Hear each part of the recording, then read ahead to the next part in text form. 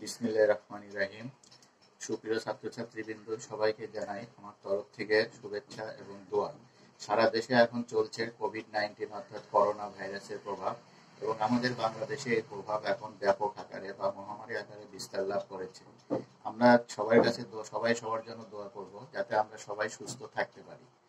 এখন তোমাদেরকে এই অনলাইন ক্লাসে আমরা আসছি এই জন্য যে তোমাদের এখন সব কলেজ শিক্ষা প্রতিষ্ঠান বন্ধ আছে, কিন্তু যদি তোমাদের হঠাৎ করে পরীক্ষার রুটিন দেয় বা পরীক্ষা হয়, তখন তোমরা ঠিকভাবে এগুলোকে অংশগ্রহণ করতে পারবে না, এবং এই কারণে সৈয়দ আহমেদ কলেজের পক্ষ থেকে অনলাইনে ক্লাসের ব্যবস্থা করা হয়েছে। আমি তারেক আহমেদ, বিভাগীয় প্রধান হিসাব বিজ্ঞান, সৈয়দ আহমেদ কলেজ, সুকানপুকুর, গাবতলী, বগুড়া। আজকে আমি তোমাদের যে চ্যাপ্টারটা করাবো, এটির চ্যাপ্টারের নাম হচ্ছে ভ্যালুয়েশন বা মূল্যায়ন। ভ্যালুয়েশন বা মূল্যায়ন এটি হিসাব বিজ্ঞান বিবিএ অনার্স চতুর্থ বর্ষের অ্যাকাউন্টিং থিওরি বা হিসাব বিজ্ঞান তথ্য চ্যাপ্টারের অংশ। তাহলে এখানে আমরা একটু খেয়াল করি।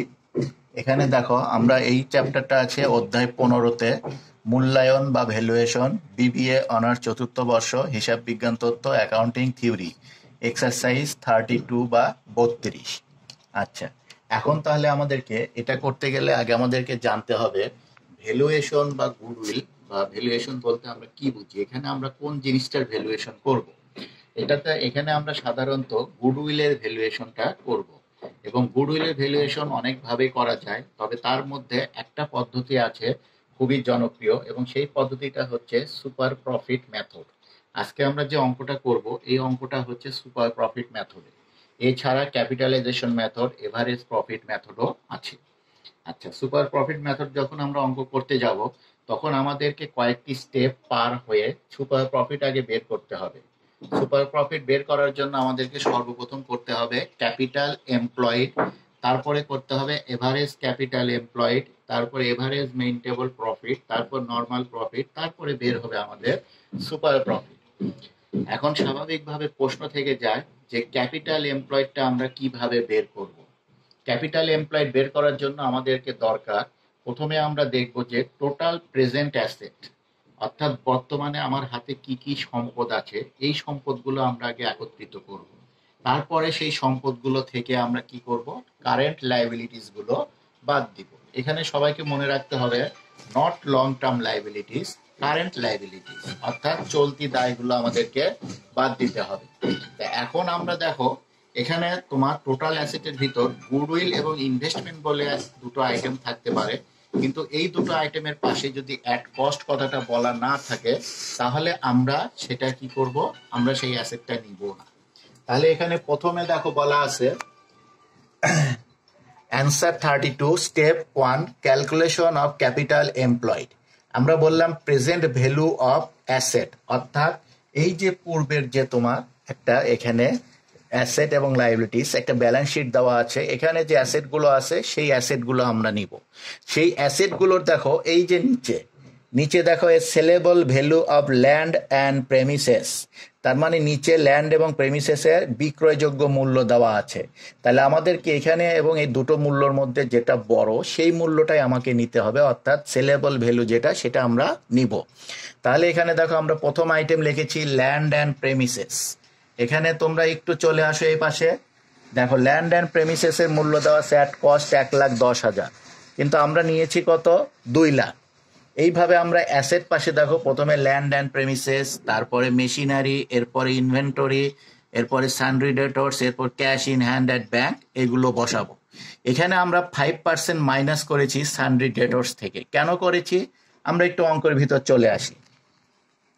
দেখো এই যে 3 নাম্বার লাইন বলা হচ্ছে ডেটর্স আর bad to the extent of 5% income receive from investment টাকা 10,000, এটা আলাদা, আর bad to the extent of 5% income. তার মানে কি, ডেটর্স তোমার যা আছে তার মধ্যে 5% তোমার কুড়িন সঞ্চিতি, মানে 5% আদায় হবে না, অর্থাৎ এটাকে ব্যাড ডেটস বলা হয়। তাহলে আমরা যখন দেনাদারের মূল্য ধরবো, তখন যে 5% আদায় হবে না, এই 5% আমরা লিখতে পারবো না। তাহলে এই জন্য আমরা এখানে দেখো লিখেছি সানড্রি ডেটর্স 1,20,000 মাইনাস 5% অফ 1,20,000, অর্থাৎ এখান থেকে 1,20,000-এ 5% মাইনাস করলে যে টাকাটা হবে সেই টাকাটা আমরা এখানে বসাবো। এই কয়েকটা টোটাল অ্যাসেট যোগ করার পরে আমরা দেখো এটার নাম দিয়েছি টোটাল অ্যাসেট। এখান থেকে আমরা কি বলেছিলাম, বাদ দিব কারেন্ট লায়াবিলিটিস। কারেন্ট লায়াবিলিটিস বলতে আমরা দেখো চলতি দায় বোঝাই। এখানে চলে আসো, দেখো এই যে দেওয়া আছে creditors 1 lakh, provision for income tax কত দেওয়া আছে 1 লাখ। তাহলে এই দুটো দায় যোগ করে এখান থেকে এটা আমরা মাইনাস করব। মাইনাস করার পরে দেখো আমরা একটা ফিগার পেয়েছি 12,94,000, এটাকে বলা হচ্ছে ক্যাপিটাল এমপ্লয়েড। তাহলে দেখো এখানে আমরা আবার একটু খেয়াল করি, ক্যাপিটাল এমপ্লয়েড বের করার নিয়ম হচ্ছে কি, প্রথমে প্রেজেন্ট ভ্যালু অফ অ্যাসেট যোগ করব, যতগুলো প্রেজেন্ট ভ্যালু অফ অ্যাসেট আছে, এবং এটা যোগ করতে গিয়ে আমাদেরকে খেয়াল রাখতে হবে এর ভিতর গুডউইল এবং ইনভেস্টমেন্ট যদি অ্যাট কস্ট বলা না থাকে তাহলে দুটো আইটেমের একটা আইটেমও আসবে না। আর এখান থেকে আমরা বাদ দিব কি কারেন্ট লায়াবিলিটিস। আচ্ছা, আমরা দ্বিতীয় স্টেপ সম্পর্কে যেটা বলেছিলাম, আমাদের দ্বিতীয় স্টেপটা হচ্ছে এভারেজ ক্যাপিটাল এমপ্লয়েড। তাহলে এভারেজ ক্যাপিটাল এমপ্লয়েড বের করতে গেলে এর সূত্রটা আমাদেরকে অবশ্যই জানতে হবে। আমরা গত ক্লাসে তোমাদেরকে সূত্র দিয়ে দিয়েছি, তারপরও আজকে আমি আলোচনার আগে, অঙ্কতে যাওয়ার আগে সূত্রটা আবার বলি। এখানে প্রথমে আমাদেরকে লিখতে হবে ক্যাপিটাল এমপ্লয়েড, অর্থাৎ স্টেপ 1 থেকে আমরা যে অ্যামাউন্টটা পেয়েছি সেটা লিখবো। সেখান থেকে আমরা বাদ দিব কি minus half of current year profit, half of current year profit. এখন প্রশ্ন আসে যে এই half of current year profit কিভাবে বের হবে। এই half of current year profit বের করতে গেলে আমাকে প্রথমে দেখতে হবে অঙ্কে চলতি বছরে কোনো প্রফিট আছে কি না। সেই প্রফিটটা আমরা আগে লিখব, লিখে সেখান থেকে কিছু জিনিস আমরা যোগ এবং কিছু জিনিস আমরা বাদ দিব। আমি 2-1টা আইটেম বলি, এগুলো একটু আমরা মনে রাখবো। লোনের বা তোমার যদি ঋণের কোনো সুদ থাকে তাহলে সেটা আমরা কি করব, যোগ করব, কারণ এর ফলে আমার আয়টা কি হয়েছে, কমে গিয়েছে, এই জন্য এটা যোগ করতে হবে। এছাড়া ব্যাড ডেটস, ইনকাম ট্যাক্স এবং আইডিয়াল ইনভেস্টমেন্ট, ডেপ্রিসিয়েশন, এই 4টা আইটেম যদি থাকে তাহলে আমরা কারেন্ট ইয়ার প্রফিট থেকে এটা মাইনাস করব। মাইনাস করার পর যে অ্যামাউন্টটা পাবো ওটাই হচ্ছে আমার চলতি বছরের কারেন্ট ইয়ার প্রফিট। কিন্তু সূত্রে কি বলা আছে, হাফ, তার মানে কি এটাকে 2 দ্বারা আমরা ভাগ করব। তাহলে দেখো প্রথমে আমরা কি বললাম, আমরা কারেন্ট ইয়ার প্রফিট আগে নিব। তাহলে আমরা অঙ্কে চলে আসি, দেখো এই যে দেখো এখানে বলে দেওয়া আছে profit for the current year. সবাই একটু ভালো করে দেখি, profit for the current year, অর্থাৎ কারেন্ট ইয়ারের প্রফিট কত, 3 লাখ।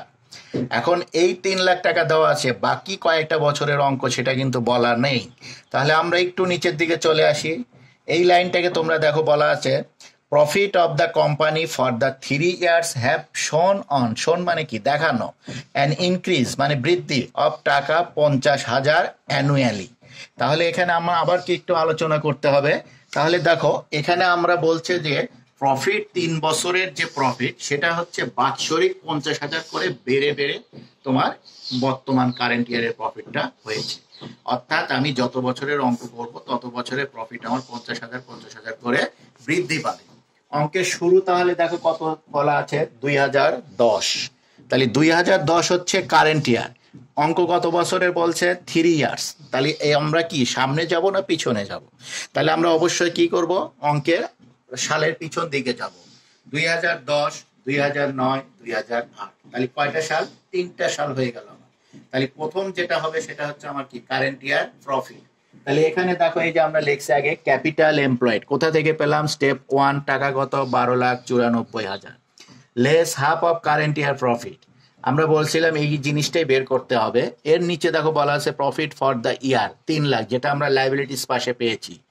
ভ্যারাইস অ্যাডজাস্টমেন্ট উইথ প্রফিট, অর্থাৎ কোন কোন জিনিসের সাথে যোগ বিয়োগ করতে হবে বা সমন্বয় করতে হবে। আমরা বলেছিলাম 4টা আইটেম বিয়োগ করতে হয়। একটা হচ্ছে ডেপ্রিসিয়েশন, এই অঙ্কে কোনো ডেপ্রিসিয়েশন নেই। একটা ইনকাম ট্যাক্স, এটাতে কোনো ইনকাম ট্যাক্স নেই। একটা আছে ব্যাড ডেপ্টস, এই যে খেয়াল করো 5% ব্যাড ডেপ্টস, কার উপর, 1,20,000। তাহলে আমরা এই যে লিখেছি ব্যাড ডেপ্টস 1,20,000 গুণন 5% সমান 6,000 টাকা। আরেকটা আইটেম বলছিলাম ইন্টারেস্ট অন আইডিয়াল ইনভেস্টমেন্ট, এই পাশে চলে আসো, দেখো এই যে বলা আছে income receive from investment is টাকা 10,000, এটাকে বলা হচ্ছে আইডিয়াল ইনভেস্টমেন্টের ইন্টারেস্ট। তাহলে এটা আমরা লিখেছি গিভেন, গিভেন অর্থ যেটা দেওয়া থাকে। তাহলে এখানে দেওয়া আছে কত, 10,000, এই দুটো যোগ করে আমরা এখানে নামালাম 16,000। তাহলে চলতি বছরে আমার প্রফিট হয়েছে 3 লাখ, সেখান থেকে আমার বাদ গিয়েছে 16,000, টোটাল প্রফিট থাকে 2,84,000। কিন্তু সূত্রে বলেছে কি হাফ, তার অর্থ এই টাকাকে 2 দ্বারা ভাগ করতে হবে। তাহলে আমরা একে 2 দ্বারা ভাগ করলাম, করে পেলাম 1,42,000। ক্যাপিটাল এমপ্লয়েড ছিল 12,94,000, ভাগ করে পেলাম 1,42,000 হাফ অফ কারেন্ট ইয়ার, তাহলে টোটাল পেলাম 11,52,000। এটাকে আমরা বলছি এভারেজ ক্যাপিটাল এমপ্লয়েড। তাহলে দেখো, আমরা যদি ক্যাপিটাল এমপ্লয়েডটা ভালোভাবে করতে না পারি তাহলে কিন্তু আমরা এভারেজ ক্যাপিটাল এমপ্লয়েড করতে পারবো না, কারণ একটা আরেকটার সাথে সংশ্লিষ্ট। এই জন্য এই আইটেমগুলোকে আমরা স্টেপ বলছি, মানে সিঁড়ি। যেরকম আমরা যখন একটা বাসায় উঠতে যাই তখন দেখবা যে আমরা উপরে যখন উঠতে যাবো তখন একটার পর একটা সিঁড়ি ধাপে ধাপে উঠতে হবে, কিন্তু আমি 1 সিঁড়ি থেকে যদি 4 নম্বর সিঁড়িতে যাই তাহলে আমি পড়ে যাবো। তো এখানেও তাই, 1 নম্বর সিঁড়ি থেকে যদি আমরা এক স্টেপ 1 করে 2 না করে 3 করি তাহলে আমার অঙ্কটা মিলবে না, কারণ আমার সিরিয়ালটা ব্রেক করা যাবে না। 3 নম্বরে আমরা বলেছি average maintainable profit. Average maintainable profit, তাহলে এভারেজ মেইনটেবল প্রফিট বের করার সূত্র হচ্ছে কারেন্ট ইয়ার প্রফিট যেটা থাকবে, অর্থাৎ কয় বছরের অঙ্ক। অঙ্ক যদি 4 বছরের হয় তাহলে টোটাল প্রফিট 4 বছরের প্রফিট যোগ দিয়ে আমি 4 দ্বারা ভাগ দিব। ভাগ দিলে যে অ্যামাউন্টটা পাবো সেটাই হচ্ছে এভারেজ। কিন্তু এই এভারেজ ক্যাপিটাল এমপ্লয়েড এর ভিতরে যদি আমি কোনো আইটেম বাদ দেই বা যোগ করি তাহলে এই পাশে এসেও আমার সেই আইটেমগুলো বাদ বা যোগ হবে। তাহলে এখানে দেখো, অঙ্ক করেছি 2010 সাল, এই জন্য প্রফিট দেওয়া আছে 3 লাখ, এবং বলেছে প্রত্যেক বছরে প্রফিট 50,000 করে বৃদ্ধি পেয়েছে। তাহলে এই বছর যদি 3 লাখ হয় তাহলে এর আগের বছর কত ছিল? 50,000 বৃদ্ধি পেলে অবশ্যই 50,000 কি মাইনাস হবে, তাহলে মাইনাস করে কত হলো? 2.5 লাখ। তাহলে তার আগের বছর কত ছিল? 2.5 লাখ থেকে 50 মাইনাস করে 2 লাখ। তাহলে এখানে দেখো, এখানে কি বলা আছে? 2 লাখ। তাহলে টোটাল 3টা মিলে যোগ করে এভারেজ কত হলো? 7.5 লাখ ভাগ 3। 3 দ্বারা কেন ভাগ করলাম? 1, 2, 3, অর্থাৎ 3 ইয়ার্স। টোটাল টাকা আসলো কত? 2.5 লাখ। এখান থেকে দেখো আমরা মাইনাস করব ভ্যারাইস অ্যাডজাস্টমেন্ট অফ প্রফিট, স্টেপ 2, অর্থাৎ চলে আসো এই পাশে। এই যে দেখো স্টেপ 2, 6,000 আর কত? 10,000, 16,000। তাহলে এই 16,000 আমরা সরাসরি নিয়ে আসছি এখানে। তাহলে এখান থেকে এটা মাইনাস করে যেটা পাবো এটাই হচ্ছে আমার এভারেজ মেইনটেবল প্রফিট। স্টেপ 4-এ যে আমরা দেখো বলা আছে ক্যালকুলেশন অফ নর্মাল প্রফিট। এই ক্যালকুলেশন অফ নর্মাল প্রফিট বের করার সূত্র হচ্ছে এভারেজ ক্যাপিটাল এমপ্লয়েড গুণন NRR। এখন সবার মনে প্রশ্ন থাকতে পারে যে NRR অর্থ কি? NRR অর্থ হচ্ছে number of rate of return. Number of rate of return, অর্থাৎ আমার এখানে NRR কত দেওয়া আছে। কোনো সময় অঙ্কের দেওয়া থাকবে, কোনো সময় অঙ্কের দেওয়া থাকবে না। যদি অঙ্কের দেওয়া না থাকে তাহলে NRR আমরা 10ও ধরতে পারি, 15ও ধরতে পারি। কিন্তু যদি অঙ্কের দেওয়া থাকে তাহলে যা দেওয়া থাকবে আমাকে তাই ধরতে হবে। তোমরা অঙ্কের শেষ লাইনটা খেয়াল করো। এই যে দেখো বলা আছে the rate of return of companies doing similar business as around 15%। তাহলে আমরা কি বললাম যে যদি 10% বা 15% উল্লেখ করা থাকে তাহলে আমরা অবশ্যই সেটা ধরবো যেটা উল্লেখ থাকবে, আর যদি উল্লেখ না থাকে তাহলে 10 বা 15 যে কোনোটাই ধরতে পারি, তবে ছোটটা ধরাই শ্রেয়। তাহলে এখানে দেখো সূত্র লিখেছি আমরা কি? Average capital employed. এই এভারেজ ক্যাপিটাল এমপ্লয়েড আমরা কোথায় পেয়েছি? আমরা একটু যদি পিছন দিকে তাকাই তাহলে দেখো স্টেপ 2 এখানে লেখা আছে calculation of average capital employed. কত পেয়েছি? 11,52,000। দেখো এই যে টাকাটা বসিয়ে দিলাম। আর এটা কোথা থেকে এসেছে? এটা এসেছে দেখো আমার এই যে এখানে 15% দেওয়া আছে, তাহলে সেই 15%টা আমরা এখানে বসালাম। এখন যে টাকাটা বের হলো এর পরের স্টেপটা হচ্ছে ক্যালকুলেশন অফ সুপার প্রফিট। তাহলে সুপার প্রফিট বলতে আমরা কি বুঝি? সুপার প্রফিট বলতে আমরা বুঝি সুপারম্যান। আমরা অনেকে এই সুপারম্যান দেখেছি, সেখানে কি দেখায় যে একজন ব্যক্তি যা স্বাভাবিক তার চেয়ে অতিরিক্ত যে কাজগুলো করে এটাকে বলা হচ্ছে সুপারম্যান, মানে অতি মানব। তাহলে এখানেও দেখো বলা আছে সুপার প্রফিট, অর্থাৎ অতি মুনাফা। তাহলে অতি মুনাফার সূত্রটা কি? Average maintainable profit minus normal profit. এই এভারেজ মেইনটেবল প্রফিট আমার কোথায় আছে? রিকোয়ার্ড 3-তে। কত পেয়েছি? 2,34,000। নর্মাল প্রফিট কোথায় আছে? স্টেপ 4-এ। কত পেয়েছি? 1,72,800। তাহলে এখন আমার এটা বের করা কি খুব কঠিন হবে? আমার মনে হয় না। কেন? আমরা এখানে শুধু অ্যামাউন্ট গুলো বসিয়ে দিলাম, দিয়ে যে টাকাটা পেলাম এটাকে বলা হচ্ছে সুপার প্রফিট। তবে এখানে একটা কথা আছে, সেটা হচ্ছে এই যে সুপার প্রফিটটা, এই সুপার প্রফিট যদি ঋণাত্মক আসে, ঋণাত্মক বলতে আমরা কি বুঝি? মাইনাস ফিগার, অর্থাৎ এইটা যদি আগে থাকে, এটা যদি পরে থাকে, তাহলে এটার আগে মাইনাস 61,200 হতো, তখন কিন্তু আমার গুডউইল হবে না। তাহলে আমরা এখান থেকে একটা নতুন জিনিস কিন্তু শিখতে পারলাম যে সুপার প্রফিট নেগেটিভ হলে তার জন্য কোনো গুডউইল বের হয় না, কিন্তু সুপার প্রফিট যদি পজিটিভ হয় তাহলে তার জন্য সূত্র মানে তার জন্য গুডউইল বের হবে। স্টেপ 6 এ যে গুডউইলে লিখলাম সুপার প্রফিট গুণন নাম্বার অফ ইয়ার পারচেস। তাহলে এখানে দেখো 61,200 সুপার প্রফিট গুণন 2। এখন ছাত্রদের মনে প্রশ্ন থাকতে পারে এই 2টা আমি কোথা থেকে পেলাম। আমরা একটু অঙ্কে আসি। দেখো এখানে দেখো আমরা একটু ভালো করে খেয়াল করি, প্রত্যেকটা লাইন আমরা খেয়াল করি, দেখো কোথাও কিন্তু 2 বলা নেই, নাম্বার অফ ইয়ার পারচেস বা 2 বলা নাই। তাহলে এখানে তোমার প্রশ্ন আসতে পারে তাহলে আমি কেন এখানে 2 ধরলাম, এখানে আমি কেন 3, 4, 5, 6, 7, 8 এগুলো ধরলাম না? আমার মন গড়া কোনো কিছু ধরবো নাকি? না, এখানেও অঙ্কে নিয়ম দেওয়া আছে যে যদি super number of year purchase বলা না থাকে তাহলে আমরা 2 বা 3 ইয়ার্স মানে 2 বা 3 ইয়ার্স ধরতে পারি, তবে ছোটটা ধরাই শ্রেয়। আর যদি বলে দেওয়া থাকে তাহলে তো আমরা সেটা ধরবই। তাহলে এই 2 ইয়ার্স আসলো কোথা থেকে? সূত্র থেকে, এটা আমাদেরকে ধরে নিতে হবে। তাহলে এখানে দেখো এটার সাথে এটা গুণ করলে যেটা পাবো এটাই হচ্ছে আমার গুডউইল। তাহলে আমি যদি সুপার প্রফিট মেথডে অঙ্ক করি তাহলে আমাকে 5টা স্টেপ কমপ্লিট করে তারপর গুডউইল বের হতে হবে। এখন অঙ্কে যদি বলে, কিছুই বলেনি, শুধু বলছে যে super profit calculation goodwill under super profit, এগুলো কিচ্ছু করতে বলেনি, তাহলে আমি কি এগুলো করবো না? অবশ্যই করতে হবে, কারণ এইগুলো না করলে আমি এইগুলো করতে পারবো না। নিচে দেখো আমরা অ্যাজাম্পশন দিয়েছি প্রদত্ত প্রফিটকে আফটার ট্যাক্স ধরা হয়েছে। এই যে প্রফিটটা দেওয়া হয়েছে এটা ধরা হয়েছে এটা ট্যাক্সের পরের টাকা, ট্যাক্সের পরের টাকা। আর নাম্বার অফ ইয়ার পারচেস, এই যে দেখো এখানে বলা আছে কি 2 ধরা হয়েছে। আমি যদি এখানে 3 লিখতাম তাহলে এখানে 3 ধরতাম। তাহলে আমরা একটু পুনরালোচনা করি। দেখো সুপার প্রফিট মেথডে যখন আমরা অঙ্ক করতে যাব তখন আমাদেরকে অবশ্যই আগে খেয়াল করতে হবে যে 5টা স্টেপে আমাকে অঙ্কটা করতে হবে।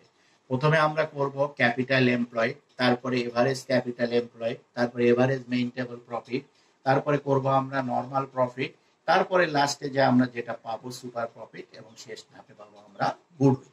আর এভারেজ ক্যাপিটাল এমপ্লয়েড এর আগে ক্যাপিটাল এমপ্লয়েড যখন করব তখন খেয়াল করতে হবে টোটাল অ্যাসেট, নট শুধু current asset, total asset minus current liabilities.